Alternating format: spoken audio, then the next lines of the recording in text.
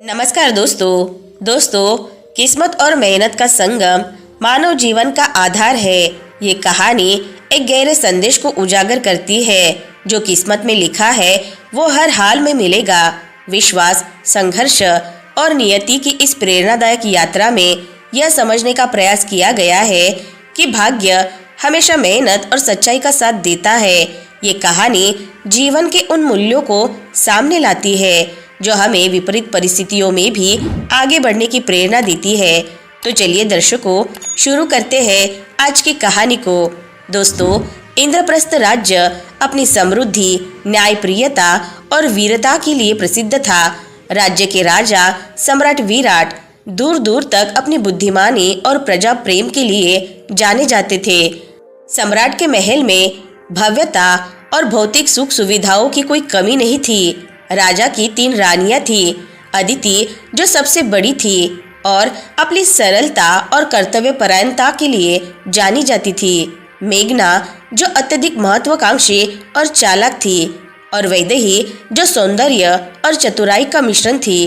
तीनों रानियों में अदिति का स्थान सबसे ऊंचा था कि राजा उनकी बुद्धिमत्ता और विनम्रता के कायल थे। एक दिन अदिति ने राजा को यह खुशखबरी दी कि वह गर्भवती है।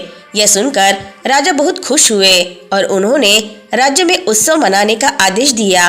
लेकिन महल में हर कोई इस खुशी को नहीं मानता था। मेघना और वैदेही को लगा कि अदिति के पुत्र के जन्म के बाद उनकी स्थिति और कमजोर हो जाएगी। अदिति का पुत्र युवराज बनेगा और राज्य की बागडोर उसके हाथ में होगी। यह सोचकर दोनों रानियां ईर्ष्या से भर उठी। मेघना और वैदेही ने मिलकर षड्यंत्र रचने का निश्चय किया।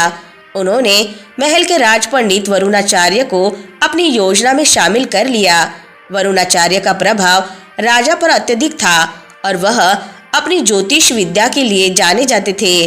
वरुणाचार्य ने राजा से कहा, महाराज, मैंने रानी अदिति के गर्भ की ज्योतिष गणना की है।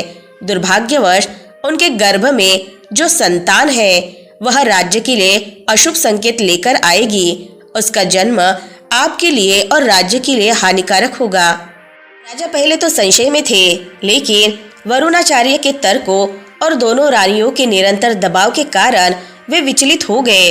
उन्होंने एक कठोर निर्णय लिया, अदिति को महल से दूर भेजने का। राजा ने रानी अदिति को तीर्थ यात्रा पर ले जाने का बहाना बनाया। अदिति को इस यात्रा का उद्देश्य समझ नहीं आया, लेकिन उन्होंने राजा की इच्छा का पालन किया। जंगल के मध्य में राजा ने अदिति से कहा, तुम यही विश्राम करो, मैं कुछ समय में लौटता हूँ। अदिति थकान के कारण सो गई। जब वह जगी तो राजा वहां नहीं थे। उनके पास एक पत्र रखा था। पत्र में लिखा था, प्रिय अदिति, राज्य और प्रजा के कल्याण के लिए मुझे यह कठोर निर्णय लेना पड़ा है। तुम मुझे क्षमा करना। तुम्हारा पुत्र राज्य के लिए हानिकारक हो सकता है। मेरा यह कदम राज्य की भलाई के लिए है। पत्र पढ़ते ही अदिति का दिल टूट गया। वह अकेली, गर्भवती और असहाय थी।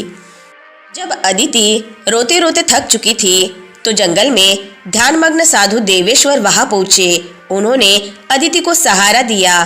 साधु ने कहा, बेटी, दुख की इस घड़ी में ईश्वर तुम्हारे साथ है। यह जंगल अब तुम्हारा घर होगा। मैं तुम्हें और तुम्हारे होने वाले बच्चे को सुरक्षित रखूंगा। अदिति साधु के साथ उनकी कुटिया में रहने लगी। कुछ महीनों बाद अदिति ने एक पुत्र को जन्म दिया। साधु ने उस बालक का नाम अंश रखा। साल बीतते गए। साधु देवेश्वर ने अंश को जीवन के हर पहलू का ज्ञान दिया। उन्होंने उसे युद्ध कला, तीरंदाजी, घुड़सवारी और नीति शास्त्र में निपुण बनाया।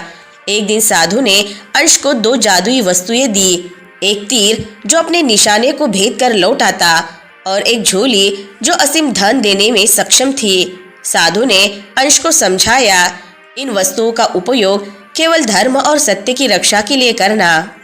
इस दौरान इंद्रप्रस्थ में स्थिति बिगड़ चुकी थी। मेघना और वैदेही ने राजा को अपने वश में कर लिया था। राजमंत्री धृतिसेन राज्य की संपत्ति को हड़प रहा था। पड़ोसी राजा संग्राम सिंह को धृतिसेन ने राज्य पर आक्रमण करने के लिए उकसाया। संग्राम सिंह ने इंद्रप्रस्थ पर आक्रमण किया। राजा की सेना कमजोर पड़ने लगी। राजा खुद युद्ध में घिर गए और उनकी जान खतरे में थी।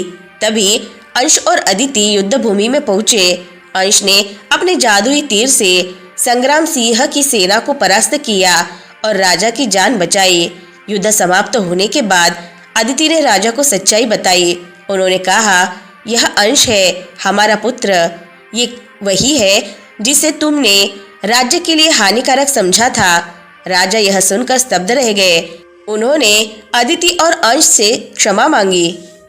जब राजा को सत्य का पता चला तब राजा ने मेघना, वैदेही और धृतिसेन को कठोर दंड दिया। उन्होंने महल में सत्य और न्याय की स्थापना की। अदिति ने राज्यसभा में राजा और प्रजा को संबोधित करते हुए कहा, कभी भी दूसरों की बातों में आकर अपने प्रियजनों पर अविश्वास न करे। सत्य तक पहुंचने के लिए धैर्य और विवेक का सहारा ले। अंश को युवराज घोषित किया गया और इंद्रप्रस्थ में शांति और समृद्धि लौट आई। दोस्तों, जो किस्मत में लिखा है वह हर हाल में मिलेगा। सत्य और न्याय की हमेशा विजय होती है। दूसरों की बातों में आकर अपने विश्वास को कमजोर ना करे।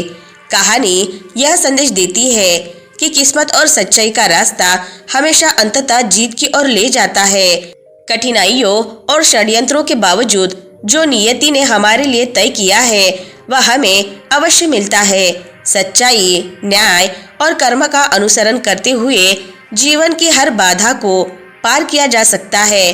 अंत में विश्वास और धैर्य ही जीवन की असली जीत है। तो दोस्तों, आज की कहानी से आपको बहुत कुछ सीखने को मिला होगा। वीडियो अगर पसंद आई होगी तो वीडियो को लाइक, शेयर और चैनल को सब्सक्राइब जरूर से कर ले। मिलते हैं नेक्स्ट वीडियो में। तब तक के लिए अपना ख्याल रखें। धन्यवाद।